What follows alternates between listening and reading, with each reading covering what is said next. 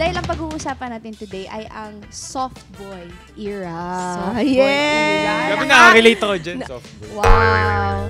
Ako soft boy yung hindi katakot ipakita kung ano talaga yung nararamdaman mo. Pero yung bait niya is pagka-soft boy niya. Exactly! Alam nyo, you met the wrong soft boys. Di ba, Matt?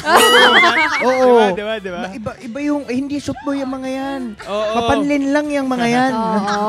Hirap ba maging soft boy sa Filipino culture? Kahit nga hindi ko kilala yung tao pag komportable lang ako, kaya ko mag-open up ng basta-basta. Kasi madali ako maging komportable sa mga tao. Growing up, napansin ko yung mga, syempre, lalo na nung when we were younger, I think kapag sensitive yung guy, laging nakikita as effeminate. Tapos laging nachichismis kung bading.